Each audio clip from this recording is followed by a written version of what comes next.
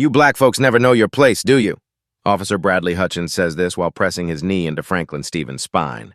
68-year-old black man, face down, Main Street, hands cuffed. Hutchins is white, 34, badge 1521. Franklin's crime, attitude. He questioned authority. Officer, why do you need my ID? I'm just tying my shoe. Calm voice, respectful tone. But to Hutchins, a black man asking why is a threat. Talking back, disrespect. That became attitude. Attitude became resisting arrest. But Hutchins doesn't know Franklin saved the White House Chief of Staff's life in Kosovo. Doesn't know Franklin has his direct number. Doesn't know Franklin's about to use his one phone call to dial the White House. When Franklin makes that call, when the president himself calls back, that's when Hutchins starts sweating. Shirt soaked, hands shaking. Because he just arrested an elderly black man who called the president, and the president answered. Want to watch a racist cop's world collapse? Stay. Franklin Stevens wakes at 5:47 every morning, has for 40 years. Navy habit, some routines you keep even after the uniform comes off. He moves through his small house in Oak Ridge, Tennessee with the precision of a man who believes in order. Coffee at 5:55, toast at 6:03, the morning paper, actual paper, spread across the kitchen table by 6:15. His granddaughter Emma's footsteps thunder down the stairs at 6:30, 10 years old, all energy and questions. Grandpa, will you teach me about Dr. King today? Franklin smiles, the kind that reaches his eyes. After school, sweetheart, after school. She wolfs down cereal. He watches her with the quiet contentment of a man who thought he'd lost everything 3 years ago when his wife Margaret died, then discovered he still had this. Purpose. A reason to wake up at 5:47. Emma's bus comes at 7:15. Franklin waves from the porch until it disappears around the corner. Then he returns inside, to his study, where certain objects sit on certain shelves. In a frame on the desk, a photograph. Kosovo, 1999. 2 men in Navy fatigues. Franklin, younger, hand pressed against another man's bleeding leg. The other man, Colonel William Morrison, pale but alive. Caption on the back in Morrison's handwriting. The day Frank saved my life, I owe him everything. Bill. Next to it, a business card. Simple white stock. William Morrison, Chief of Staff, the White House. Handwritten on the back. Frank, this number works 24/7, always. WM, in the desk drawer, a letter. White House stationery. The presidential seal embossed at the top. Frank, Bill tells me what you did for him in Kosovo. The nation owes you more than it can repay. If you ever need anything, call Bill. He has my ear, always. The signature is unmistakable. Any American would recognize it. The letter is dated 3 years ago. Franklin's never needed to use it, never wanted to. He closes the drawer, returns to the kitchen, rinses Emma's cereal bowl, his coffee cup, places them in the dish rack with the same precision he uses for everything. 8:05, time for his walk. He pulls on a light jacket. September in Tennessee means cool mornings, warm afternoons. He's learned to layer. The route never changes. Left on Maple Street, past the coffee shop where Tom Wilson always waves, past the pharmacy where Mrs. Henderson stocks her shelves, down Main Street to First National Bank, then back. 3 miles, 45 minutes. Doctor says it's good for his heart. Margaret used to walk with him. Now he walks alone. Except today at 8:17 a.m., he won't be walking at all. Franklin Stevens doesn't know this Monday will be different. But then, neither does Officer Bradley Hutchins. Neither does Chief of Staff William Morrison. Neither does the President of the United States. Not yet. The phone in Franklin's jacket pocket holds 3 numbers under speed dial. Emma's school, his son-in-law, and 1 number with just the initials WM, a Washington, D.C. area code. He's never called it. Not once in 25 years. Not since Morrison handed him that card in a hospital in Germany and said, "You ever need anything, you call." Franklin nods to himself, steps outside, breathes in the morning. Somewhere 3 blocks away, Officer Bradley Hutchins is starting his shift, pulling his cruiser out of the station lot, heading toward Main Street. The morning smells like rain and coffee and the last blooms of Margaret's rose garden. Franklin locks his front door, begins his walk. He doesn't know that in 93 minutes he'll be free again, that in between, the President of the United States will call a jail cell in Oak Ridge, Tennessee, that a police officer with 11 complaints in his file is about to discover what happens when you arrest the wrong man. 8:17 a.m. Franklin bends to tie his shoelace outside First National Bank.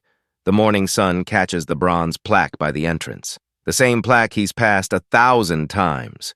He's thinking about Emma, about the lesson he promised her. Dr. King, peaceful resistance, the long arc of justice, the things his grandfather taught him during the March on Washington, history he needs to pass forward. An engine idles behind him. Franklin glances back. Police cruiser, Oak Ridge PD. The officer behind the wheel watches him. Not unusual. Small town. Officers know most faces. Franklin straightens, nods politely. The cruiser door opens. Officer Bradley Hutchins steps out. 34, 9 years on the force. His hand rests on his belt. Not on his weapon, not yet, but the posture is clear. Authority, expectation. "Morning, officer," Franklin says. His voice is even, respectful, the way his Navy training taught him. Hutchins walks closer. 3 steps, 4, stops 2 feet away. "Sir, I need to see your ID." Franklin reaches for his wallet, slowly, deliberately. "Of course. May I ask why?" That question changes everything. Hutchins' jaw tightens. "You have an attitude problem?" Franklin keeps his hands visible, wallet still in his jacket. "No, sir. I'm simply asking why you need my identification. I was tying my shoe." "That's all I need to hear." The grab is quick, professional, practiced. Franklin's arm twisted behind his back before he can process what's happening. The pain is sharp but controlled. Hutchins knows exactly how much pressure to apply. "You're under arrest." "For what?"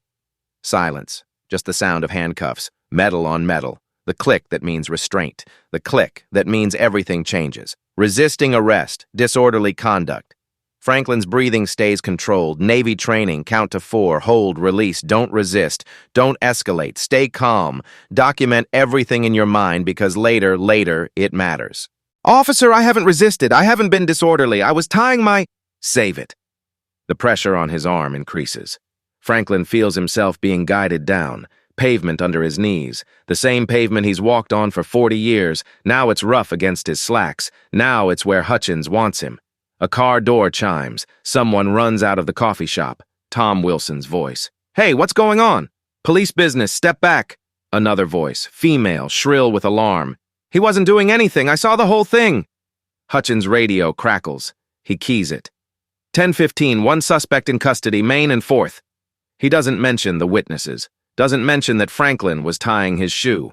Doesn't mention anything except what he needs to establish. Control. Franklin doesn't struggle, doesn't shout. His mind catalogs instead. Time, approximately 8:20. Location, outside First National. Witnesses, at least 3. Physical position, on knees, hands cuffed behind back, Hutchins' hand on his shoulder. And one more thing. Something Hutchins won't know until later. Something that's going to matter more than anything else. The phone in Franklin's jacket pocket. Still there. Still holding that one number he's never called. Hutchins lifts Franklin to his feet. Guides him toward the cruiser. Franklin's legs work. His breathing stays steady, but his mind is already making a decision. 25 years ago, he made a tourniquet from his belt, made a pressure bandage from his shirt, held an artery closed for 43 minutes, saved a colonel's life in Kosovo. That colonel gave him a number, told him, "You ever need anything, anything you call." Franklin's never needed anything, until now. The cruiser's back door opens. Franklin bends his head, slides into the seat. The door closes. The world shrinks to steel mesh and vinyl and the smell of old arrests. Hutchins starts the engine, pulls away from First National Bank, drives toward the station, and somewhere 3 blocks back, a woman in a coffee shop uniform pulls out her phone, starts recording, posts 10 seconds to social media. Caption, "Oak Ridge PD just arrested an old man for nothing." By 9:03, that post will have 19 retweets. By 9:45, it will have 4,000. By noon, it will be the spark that lights a fire no one can put out. Processing takes 47 minutes. Fingerprints. Mugshot. Miranda rights read in a monotone that suggests this officer has said these words 1,000 times before. Franklin stands where they tell him to stand, turns when they tell him to turn, presses his fingers where they tell him to press.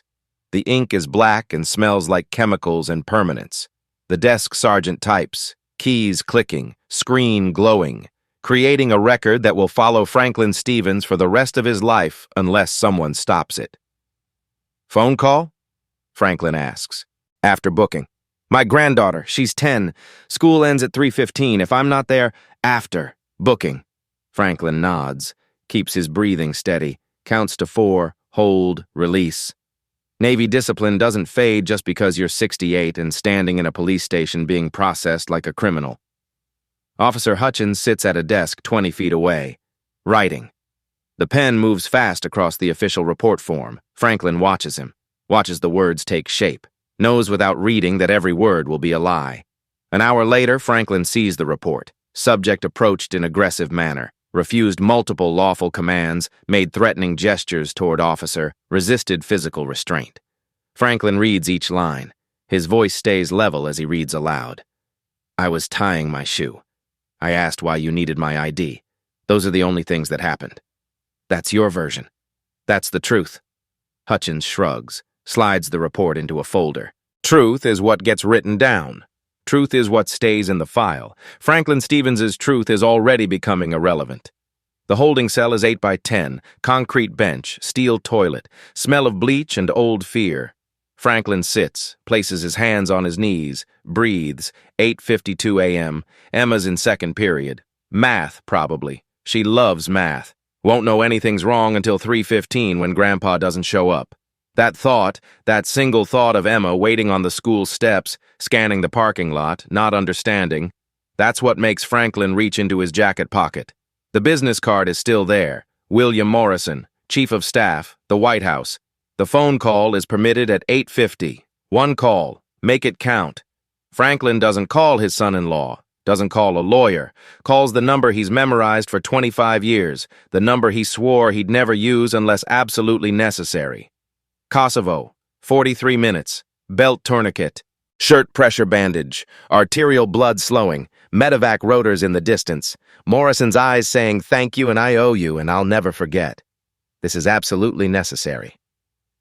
The desk sergeant frowns at the area code. That's Washington, D.C. Yes, it is. The call connects. While Franklin talks, quietly, calmly, stating facts with the precision of a Navy petty officer making a report, something else happens 3 blocks away. Jennifer Martinez, 42, coffee shop manager, posts her 10-second video at 9:03. By 9:07, Sarah Montgomery sees it. Sarah Montgomery, 32, Tennessee Tribune, 7 years investigating police misconduct, won 2 regional journalism awards, knows the name Bradley Hutchins the way some people know warning labels on poison. She's written about him before. Nothing that stuck, nothing that mattered. Complaints dismissed. IA investigations closed. The blue wall holding firm. But this is different. She picks up her phone, calls James Coleman, 61, retired internal affairs investigator. Left OPD 3 years ago because he couldn't stomach it anymore. Couldn't close one more no violation found report on Bradley Hutchins. James, it's Sarah. Hutchins did it again. Pause on the other end. Long enough that Sarah knows he's seen it too. The video, the old man, the handcuffs. When are you going to let me leak those files?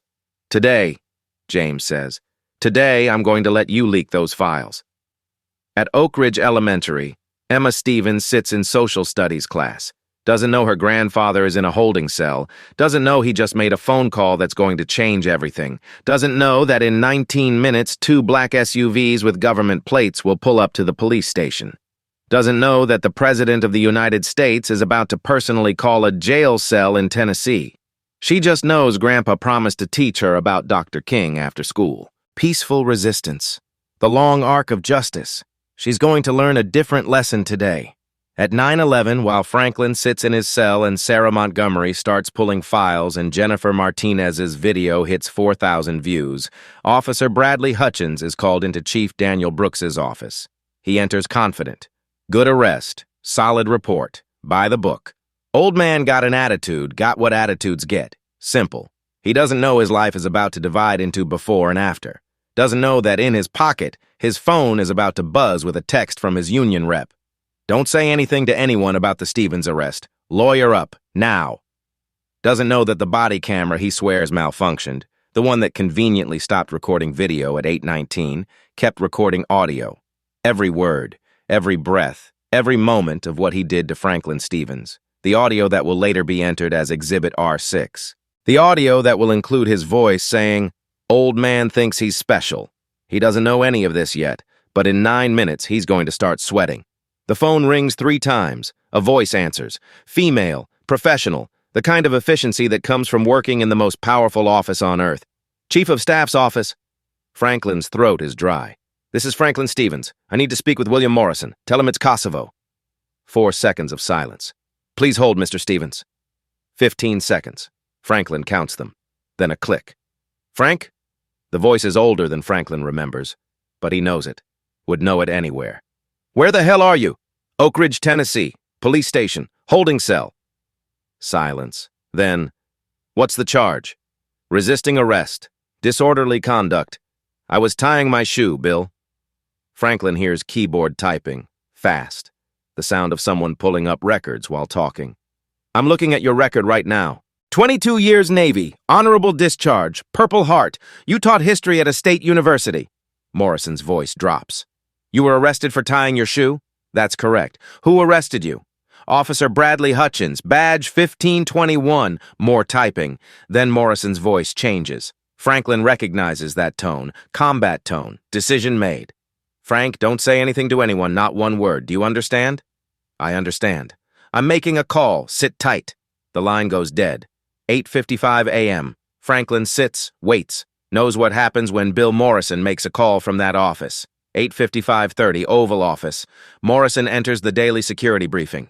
Interrupts. 30 seconds. The president looks up from his briefing book. "A veteran? A professor? Arrested for what?" "Tying his shoe, sir." "Where is he now?" "Holding cell, Oak Ridge, Tennessee." The president stands. "Get him on the phone." 8:57. The desk sergeant's phone rings. He picks up, listens. Face goes white. "What?" "White House switchboard. Connecting call for inmate Franklin Stevens. Please transfer to holding cell immediately." The sergeant practically runs, hands Franklin the phone. Can't make words, just hands him the phone and walks away fast. "Hello? Mr. Stevens?" The voice is unmistakable. Franklin stands reflexively. Muscle memory. You stand when the commander-in-chief speaks. "This is the president. Chief Morrison just told me what happened. I need you to understand something. What happened to you this morning is unacceptable, period. I'm going to make a call. But first, are you injured?" Franklin's throat tightens. "No, sir. I'm fine." "Good. You're going to be released within the next 15 minutes. Someone will contact you about next steps. Mr. Stevens, thank you for your service, both in uniform and after. We're going to make this right." "Thank you, Mr. President." The call ends. 8:58. Franklin sits back down, hands steady, Navy training, but his eyes are wet. 8:58:30. The president hands the phone to Morrison. "Get me the governor of Tennessee, now." 8:59. White House switchboard connects to the governor's private line. "This is, please hold for the President of the United States." The governor sits up straight. Mouths to his chief of staff. "POTUS, 902. The governor hangs up. Immediately dials Oak Ridge Police Chief Daniel Brooks. Brooks answers. "Governor? Chief, I just got off the phone with the President of the United States, the President. You have a Franklin Stevens in custody?" Brooks's hand trembles. "Yes, sir, but—" "Release him now. Then get me every detail about who arrested him and why. The White House is watching this." 9:11. Chief Brooks walks fast to the bullpen. "Hutchins, my office, now." Officer Bradley Hutchins stands from his desk. Confident. He wrote a good report. Solid arrest, by the book. He enters Brooks' office, sits. Brooks stares at him. 10 seconds, 15. Finally, "Do you know who Franklin Stevens is? The guy I arrested? Some old—" "Wrong." Brooks slams his hand on the desk. "Franklin Stevens is a 22-year Navy veteran with a Purple Heart who saved the current White House Chief of Staff's life in Kosovo." Hutchins' expression shifts slightly. Brooks continues, voice low, dangerous. "I just got a call from the governor. Who got a call from the White House? The White House, Hutchins. Do you understand what that means?" Hutchins' face pales. Forehead begins to glisten. "The president called the governor about your arrest." Sweat visible now. Hutchins' hand goes to his collar. "And here's the best part." Brooks spins his laptop around. 8 minutes ago, the President of the United States personally called Franklin Stevens in our holding cell. The president called a citizen you arrested to apologize for your actions. Sweat rolls down Hutchins's temple, shirt collar darkening. Sir, the report is, the arrest was... Brooks spins the laptop back, pulls up dashcam footage, 8:17:23. Franklin bending to tie his shoe. No threat, no attitude, nothing. Hutchins wipes his forehead with his palm, hand trembling visibly. You arrested a man who got a personal phone call from the president. Do you understand the scrutiny about to rain down on this department? Hutchins' breathing is shallow, sweat stains spreading under his arms. But it's too late. Franklin Stevens walks out at 9:24, free, and Officer Bradley Hutchins sits in his chair, shirt damp with sweat, realizing he just arrested the wrong man. Sarah Montgomery doesn't sleep much during investigations. Tonight she doesn't sleep at all. By 11 a.m. the next morning, she's filed 3 public records requests. By 2 p.m., she's got 7 people on the phone who've had encounters with Officer Hutchins. By 5 p.m., she knows this isn't one bad stop. This is a pattern, and now it has presidential attention. That changes everything. James Coleman meets her at a diner 2 towns over. 28 years internal affairs. Left in 2022 because he couldn't stomach closing one more no-violation-found investigation. He slides a manila folder across the table. Thick. Too thick. Everything they told me to bury.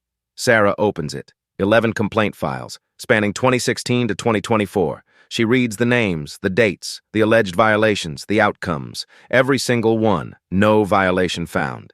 She looks up. 11 complaints, James. Most civilians never file one. These 11 persisted. James taps the 4th file. Thomas Bennett, 2019. Black male, 57, mechanic, arrested for loitering outside his own auto shop. Wrist fractured during arrest. Settlement, $32,000. Paid from general fund. Not Hutchins' pocket, not his insurance. Taxpayers. Sarah lays the files out chronologically. The pattern isn't subtle, it's screaming. Complaint 1, 2016. Black male, 52, bruised wrist. Complaint 4, 2019. Thomas Bennett, fractured wrist. Complaint 7, 2021. Black male, 45, concussion. Complaint 11, 2023. Black male, 68, broken rib. 6 of 11 involve black males over 45. Keywords repeat across every report. Attitude, non-compliance, threatening demeanor, all dismissed, all justified, all protected. Sarah makes a call to OPD, requests dashcam footage from the Stevens arrest. Police union tries to block it. Judge orders release. The footage arrives 48 hours later, 8:16:55. Cruiser parks, Hutchins exits, no urgency, no emergency, just stops, 8:17:23. Franklin clearly bending to tie his shoe. Peaceful, no threat. 8:17:41. Hutchins approaches. Franklin looks up. Body language calm, hands visible. 8:18:10. Conversation begins. Franklin's posture relaxed, respectful. 8:19:48. Hutchins grabs Franklin's arm. No preceding threat, no warning, just escalation. 8:20:32. Franklin on the ground. Hutchins' knee on his upper back. Pressure visible even through the camera angle. 8:21:15. Second officer arrives, looks uncomfortable, doesn't intervene. 8:22:03. Franklin loaded into cruiser. The footage doesn't lie, can't lie, time-stamped, multiple angles available from nearby businesses. Sarah obtains CCTV from the pharmacy across the street. Different angle, confirms knee placement. Duration, 1 minute 43 seconds. While Franklin is already handcuffed, the grocery store's camera captures the wide shot. 5 civilians with phones raised. 1 woman screaming something. Her mouth forming words the camera can't hear, but the context makes clear. He's not doing anything. Sarah follows the money next. She's good at following money. Oak Ridge Police Department budget 2024. She obtains it through public records, analyzes revenue sources. 12% comes from fines and civil forfeitures. 12% of the operating budget depends on arrests. Partnership agreement dated 2021. Oak Ridge PD and Quick Bail Inc. revenue sharing structure. The more arrests processed through Quick Bail, the more kickback OPD receives. Then the email, leaked by someone inside OPD, someone who's had enough. Date, March 15th, 2024, from Deputy Chief to all patrol units. Subject, Q1 performance review. Reminder, Q1 targets not met. Revenue from citations down 18%. Let's pick up the pace, team. 6 months before Franklin Stevens was arrested for tying his shoe, patrol officers were being told to pick up the pace on arrests. Hutchins arrested 43 people in Q2 2024. 43, highest in the department. Coincidence? Sarah writes through the night. Draft headline, Pattern of Power, How Presidential Intervention Exposed Systemic Police Abuse. Her editor reads it. Inhales sharply. Sarah, you're saying the president got involved? I'm documenting what happened. The president did call. That's not opinion. That's fact. I have confirmation from 3 sources. She also has confirmation from the White House itself. Sort of. She'd called the White House press office the day before. Standard media inquiry. Can you confirm Chief of Staff Morrison contacted Tennessee officials regarding the Oak Ridge incident? Press Secretary careful. The Chief of Staff maintains regular contact with state officials. We don't comment on specific communications. Not a denial. Sarah follows up. Can you confirm the president personally called Mr. Stevens? Longer pause. The president's communications are his prerogative. We don't discuss individual calls, but I can say the president takes veteran issues personally. Also not a denial. The transcript becomes part of her evidence file. Receipt R14B. Proof of federal involvement. Tribune legal reviews every claim. Every source documented? Every single one. The article publishes Sunday at 6 a.m. By 8 a.m., 4,000 shares. By noon, OPD phone lines jammed, voicemails full, email inbox crashing. By 3 p.m., national cable news picking it up. CNN segment, 2 minutes. Small-town police misconduct catches presidential attention. The anchor interviews a retired Secret Service agent about protocol.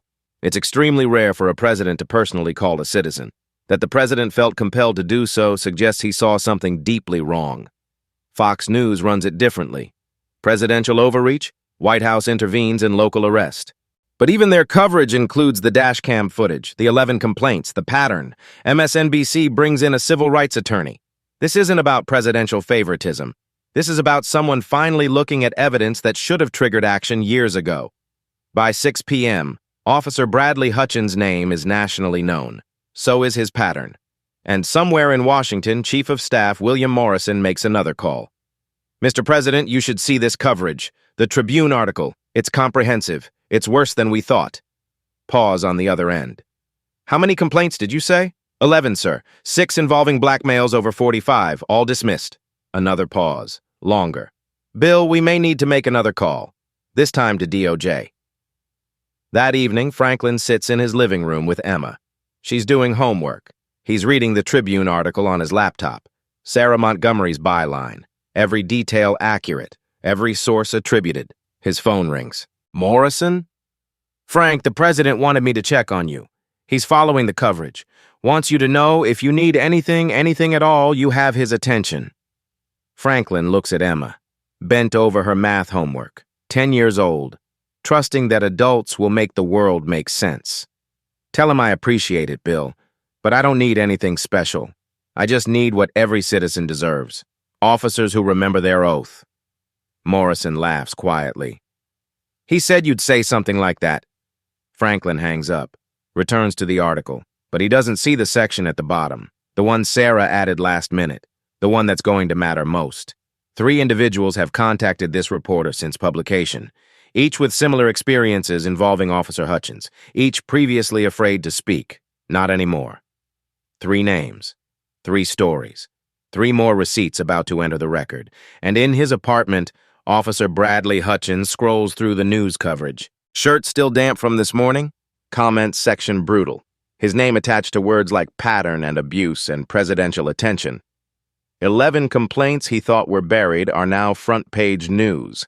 The President of the United States knows his name, and somewhere in that apartment he realizes this isn't going away.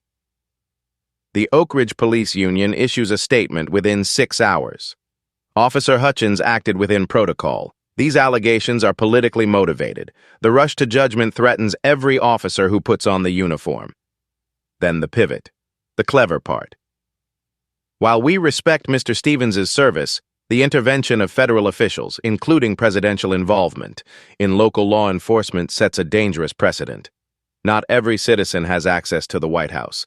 This special treatment undermines equal justice under law. They're right about one thing. Not every citizen can call the White House. But that's not Franklin's fault. That's a problem the union helped create, a system where it takes presidential intervention for anyone to look at evidence. Sarah Montgomery writes that in her follow-up piece. The union doesn't respond, but other responses come. Different kinds. 2 a.m. Tuesday night. A black sedan parks outside Franklin's house. Just sits there. Engine off, lights off. Just there. Franklin watches from his bedroom window, doesn't call police, irony noted. Instead, he sits in his chair and waits. 3 a.m., the sedan leaves. Next morning, Franklin finds his lawn vandalized. Spray paint across his garage door. 2 words. Drop it. He photographs it. Files a report with OPD. The responding officer, young, uncomfortable, takes notes but doesn't make eye contact. Franklin doesn't press. Knows how this works. At school, 3 kids corner Emma during recess. 10-year-olds carrying their parents' anger. Your grandpa's a liar. He's a troublemaker. My dad says he's trying to get good cops fired. Emma doesn't understand, starts crying. Teacher intervenes, but damage is done.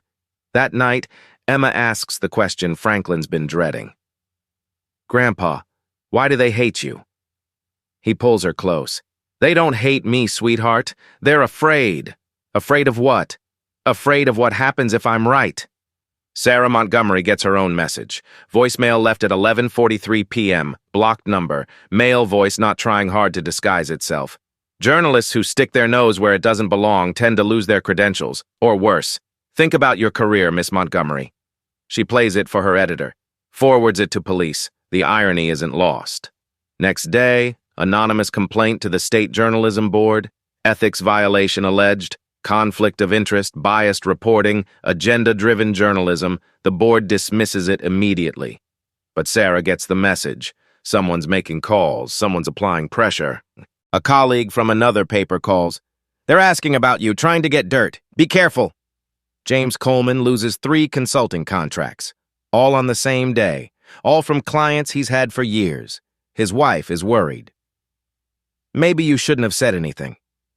James looks at the Tribune article on his laptop. Franklin Stevens' photo. 68 years old, arrested for tying his shoe. If not now, when? If not me, who? But the mortgage is real. The retirement account isn't large enough. He starts wondering if this was worth it. Then the letter arrives. Delivered by courier, law firm letterhead, addressed to Franklin Stevens. Inside, a settlement offer, $250,000, conditions, full non-disclosure agreement, dismiss all complaints, never speak publicly about the incident, no admission of wrongdoing by Oak Ridge Police Department, 72-hour window to accept. Franklin reads it twice, calls Lisa Hamilton. She's an attorney who reached out after the Tribune article, civil rights law, 18 years experience, offered to help. It's a lot of money, Frank, I can't tell you what to do. Franklin looks at Emma's photo on the mantel. What does $250,000 buy? Your silence, and their continuing impunity. What happens if I say no?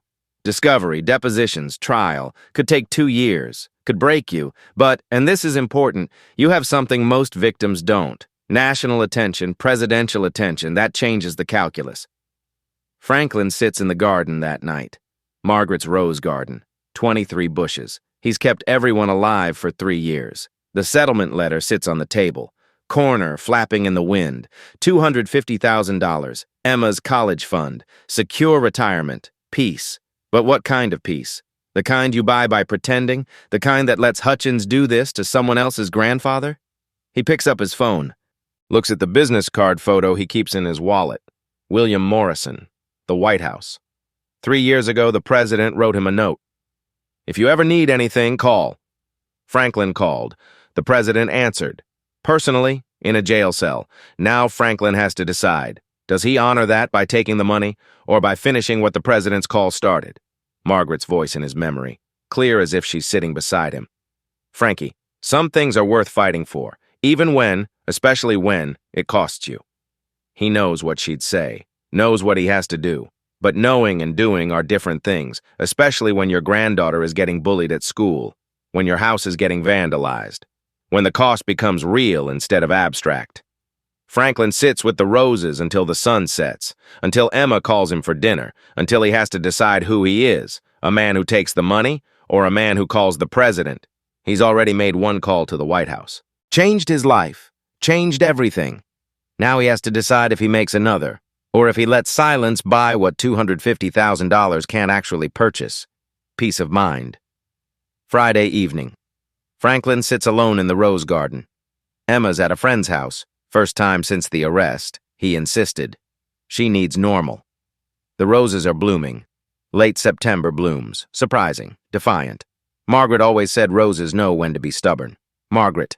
3 years gone. 42 years married. She'd know what to do. He picks up the settlement letter for the 5th time. $250,000. Emma's college fund. Secure retirement. Peace. His phone hasn't rung in 2 days. No threats, no support. Just silence. The kind that makes you wonder if anyone's paying attention anymore. The dashcam footage went viral for 48 hours. Now it's buried under newer outrages, newer injustices. The internet has moved on. Has Oak Ridge moved on too? Franklin speaks aloud to the roses, to Margaret. What would you say, Maggie? Whined through the leaves. No answer, but he knows. You'd say I taught history for 28 years. That history remembers who stayed silent. He touches a rose petal. Pink, Margaret's favorite. But you'd also say Emma needs her grandpa, not a martyr, not a symbol, just grandpa. Long pause. Crickets starting their evening song. Somewhere a dog barks, normal sounds, normal evening. Everything should be normal. You'd probably say, Franklin Stevens, you didn't save William Morrison's life in Kosovo so he could watch you give up now. He laughs softly. Yeah, you'd say that. Emma comes home at 7, runs to him. Grandpa, we played games and had pizza. First genuine smile in days. Then her face changes. Grandpa, are you sad? No, baby, just thinking.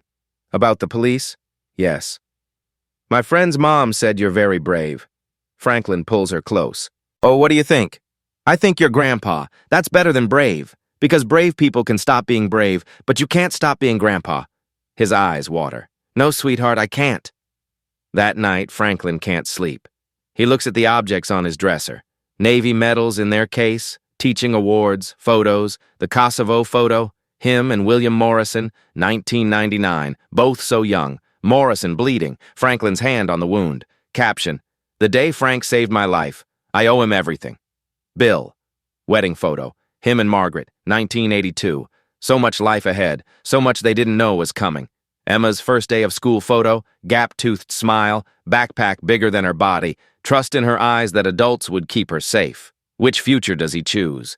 He remembers Kosovo differently now. Not the explosion, not the blood. What he remembers. Morrison's eyes when the medevac lifted off. Relief, gratitude. But something else, too. Debt. The kind that doesn't get paid with money or favors. The kind that gets paid by living the kind of life that justifies being saved.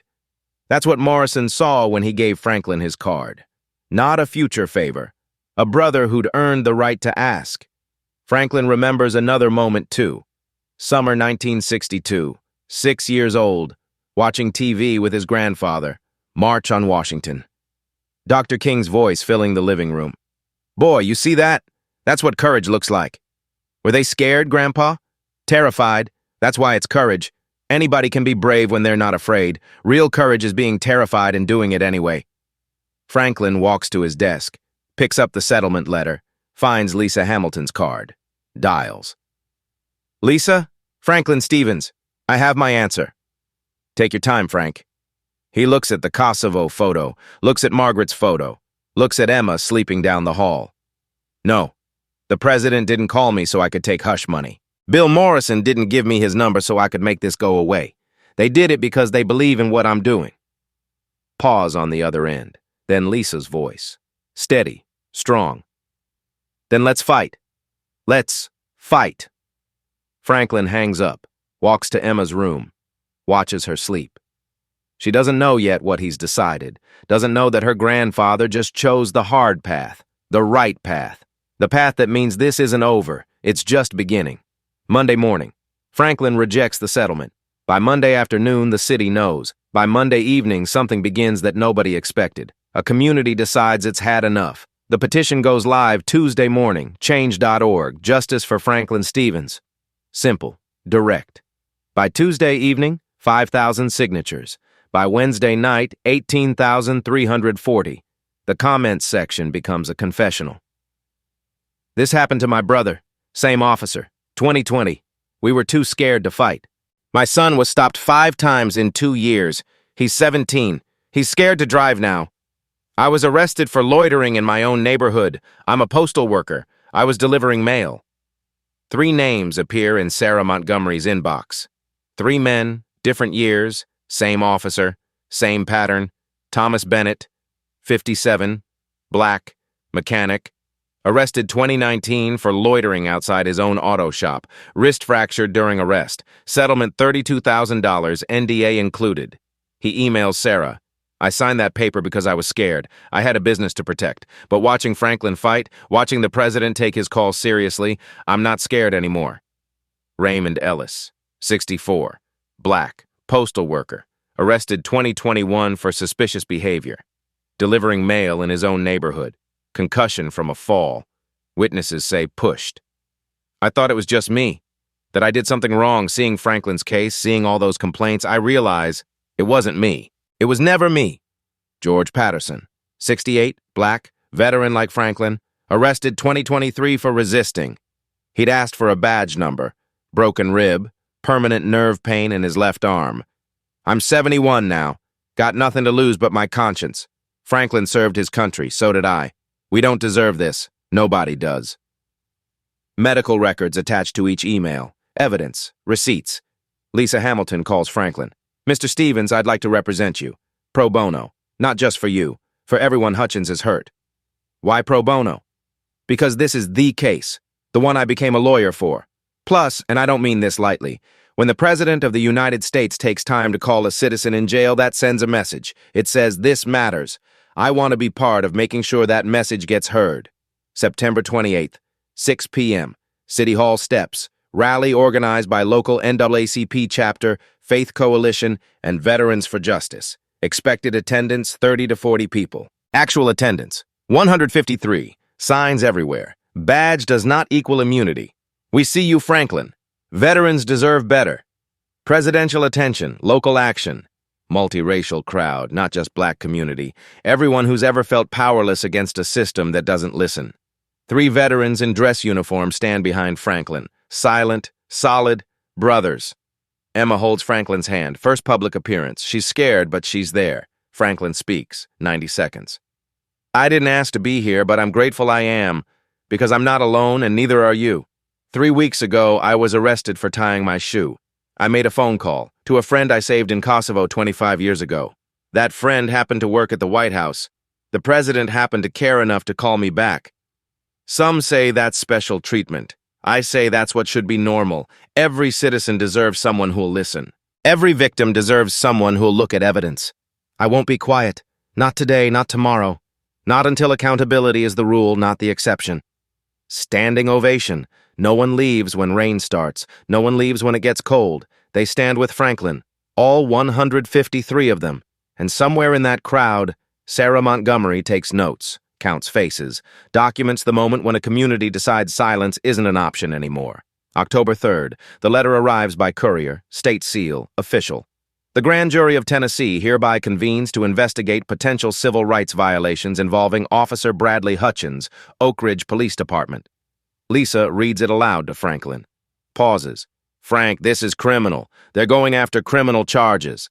Not a civil suit, not a settlement, criminal prosecution. 3 former Oak Ridge officers walk into a lawyer's office that same day. They've been out of OPD for 1 to 3 years. They're tired of carrying secrets. And now that the president himself got involved, now that this is national, they feel protected enough to talk. Officer number 1 retired 2023. There was a quota, unofficial, everyone knew, 20 arrests per month minimum, or you'd get talked to by supervisors. Officer number 2 retired 2022. I saw Hutchins' arrest reports, we all did. Numbers didn't add up, complaints kept coming, but if you spoke up, you were labeled a rat, dangerous assignments, no backup when you needed it. Officer number 3 resigned 2022. I left because I couldn't participate anymore. The IA process was a joke, every complaint buried. When I saw the president called Franklin Stevens, when I saw someone finally cared, I knew it was time. Their testimony becomes Receipt R22. Sworn affidavits, internal validation of everything Sarah Montgomery reported. Then the DNA report arrives. Dr. Patricia Anderson, forensic pathologist, 23 years experience. Franklin Stevens' blood type found on Officer Hutchins' right glove, inside palm area. Transfer pattern indicates direct contact during active bleeding. Facial contusion pattern consistent with closed fist impact. Not a fall, not incidental contact. A punch. Injury timestamp based on bruising development, approximately 8:21:45 a.m. Mr. Stevens was handcuffed at 8:20:02 a.m. 1 minute 43 seconds after restraint, Franklin was struck. Hutchins' arrest report states Franklin lunged at him, necessitating force. Biomechanically impossible to lunge while handcuffed behind your back. The DNA doesn't lie. The injury pattern doesn't lie. The timeline doesn't lie. This isn't excessive force during conflict. This is assault on a restrained citizen. This is a decorated veteran being punched after surrender. There's a word for that. Crime. October 10th, White House briefing room. Chief of Staff William Morrison makes a rare appearance. Stands at the podium. Reads prepared statement. I'm here to clarify facts about Franklin Stevens and why the president took a personal interest in his case. 25 years ago in Kosovo, I took shrapnel to the femoral artery. Our medic was down. I was bleeding out. Petty Officer Franklin Stevens used his belt as tourniquet, his shirt as pressure bandage, held that artery closed for 43 minutes. He saved my life. When Frank called me from a jail cell and told me he'd been arrested for tying his shoe, I looked into it. What I found disturbed me deeply. I briefed the president. The president, being the kind of leader who believes that when a decorated veteran is wronged, it's not beneath the office to pick up the phone, personally called Mr. Stevens. This isn't about special treatment. This is about someone finally looking at evidence ignored for years. Mr. Stevens didn't ask for presidential intervention. He called a friend who happened to have the president's ear because Frank earned it by saving my life. I'm prepared to testify under oath about my relationship with Frank Stevens, about our conversation that morning, and about why the president felt compelled to act. Some debts are forever. The debt this nation owes veterans like Franklin Stevens is to ensure they're treated with the dignity they earned. Morrison doesn't take questions, walks off. But the message is sent. The White House, the president, is on record, backing Franklin publicly. 2 days later, Department of Justice Civil Rights Division announces a pattern and practice investigation into Oak Ridge Police Department. Federal oversight is coming, whether Oak Ridge wants it or not. And Officer Bradley Hutchins' attorney issues a statement. My client maintains his innocence and looks forward to his day in court. But his voice shakes when he says it. October 20th, 9:04 a.m., County Courthouse, Courtroom B. Gallery packed. Standing room only. 200 people showed up. Most won't get seats. Franklin sits in the second row. Emma's with her other grandmother today. This isn't for a 10-year-old. Lisa Hamilton at the counsel table. Calm, prepared. Officer Bradley Hutchins enters. Suit, not uniform. No badge, no swagger. His attorney beside him looks grim. Judge Margaret Wilson, 58, 22 years on the bench. She's read the Morrison statement. She's seen the presidential call logs. She's seen everything. Prosecutor Catherine Reynolds stands. Your Honor, this preliminary hearing will establish probable cause for 4 felony counts. Civil rights violation, assault causing bodily injury, falsifying official records, official misconduct. Your Honor, let's address the elephant in the room. Yes, Mr. Stevens called the White House Chief of Staff. Yes, the President personally called him back. Defense will argue this proves preferential treatment. I argue it proves something else. When someone with authority finally looked at evidence, they immediately recognized this arrest was wrong. The question isn't whether Mr. Stevens knew important people. It's whether Officer Hutchins violated his rights. The answer is unequivocally yes. The evidence presentation takes 90 minutes. Dashcam video. Gallery gasps when the neon back becomes visible. Body camera audio. Old man thinks he's special. Audible throughout the courtroom. Dr. Anderson testifies. The injury occurred after restraint. Mr. Stevens was struck while handcuffed. That's not use of force, that's assault. Thomas Bennett takes the stand. Same officer, same pattern, same lies. I was afraid to fight it. Franklin wasn't afraid. That gave me courage. Defense attempts its case. Your Honor, my client acted within his training. Judge Wilson interrupts. Counselor, I've watched the video. What stress? Mr. Stevens was tying his shoe. Officer Hutchins believed Believed what? That a 68-year-old man posed imminent threat? The subsequent presidential involvement creates appearance of impropriety. Are you arguing that when the president reviews evidence of misconduct, that taints the case? The president looked at the same evidence this court is looking at. He reached the same conclusion any reasonable person would. That's not impropriety. That's clarity. Defense has nowhere to go. Hutchins testifies briefly. Prosecutor Reynolds destroys him in 4 questions. You feared for your safety from Mr. Stevens? Yes. From a 68-year-old man tying his shoe? Silence. You arrested a decorated Navy veteran, a man who saved the White House Chief of Staff's life, because of his tone? No answer. Judge Wilson removes her glasses, leans forward. Mr. Hutchins, I've presided over this court for 22 years. I've seen officers make mistakes under pressure.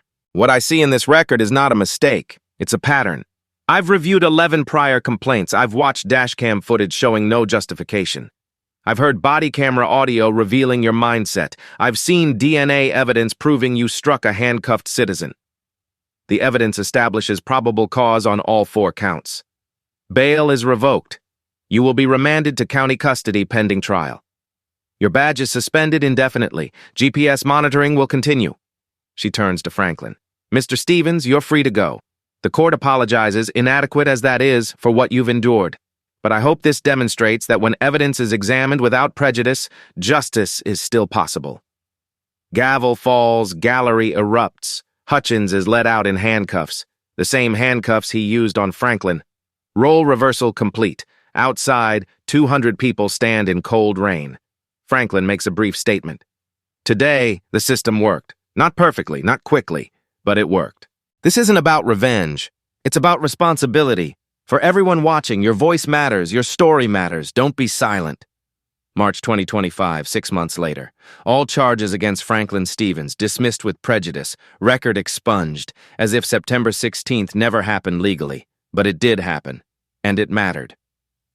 Officer Bradley Hutchins, indicted on 4 felony counts. Trial set for June 2025. If convicted, faces up to 15 years. Oak Ridge Police Department under federal consent decree. Mandatory reforms, always-on body cameras, independent oversight board, quarterly bias training, ban on arrest quotas. Police Chief Daniel Brooks announces retirement. New chief. External hire, reform mandate begins April 1st. Franklin walks the same route every Monday. Emma walks with him now. He teaches her history, not from textbooks, from life. June 2025, day after Hutchins is convicted. Franklin receives a handwritten note, White House stationery. Frank, justice served. You didn't need me or the president to prove you were right. The evidence did that, but I'm honored we could help get people to look at that evidence. Kosovo was 25 years ago. You saved my life then. You reminded this country what honor looks like now. The nation owes you more than it can repay, but I still owe you my life. Bill.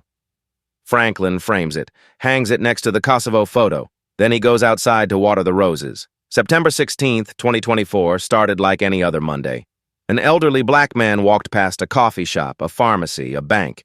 They saw an old man. He saw a citizen. The difference wasn't who he was, it was who he refused to stop being. And when the system ignored him, he called a friend who'd never forgotten Kosovo. A friend who happened to have the president's ear. A friend who believed that some debts are forever. Franklin Stevens didn't have to fight. He could have taken the money, signed the paper, moved on. But he understood something. Silence protects the guilty. Truth protects everyone else. He also understood having access to the president doesn't make you special. It makes you lucky. What makes you special is what you do with that access. Badges don't grant immunity. Connections don't create justice. Evidence does. Truth does. And citizens who refuse to accept anything less? Franklin just happened to know someone willing to look. We should all be so lucky. Better yet, we should build a system where luck isn't required. If this story matters to you, share it. Not for Franklin. He's fine, watering his roses, teaching Emma about Dr. King. Share it for the next person who needs to hear. You have power. You have voice. Use it. Hit that like button if you believe accountability should be automatic, not dependent on who you know. Subscribe if you believe one citizen with courage can change a system. Drop a comment. Have you ever witnessed injustice and stayed silent, or spoke up? What happened? Because every story matters. Every voice counts. They saw an old man. He knew exactly who he was. The president did too. That made all the difference.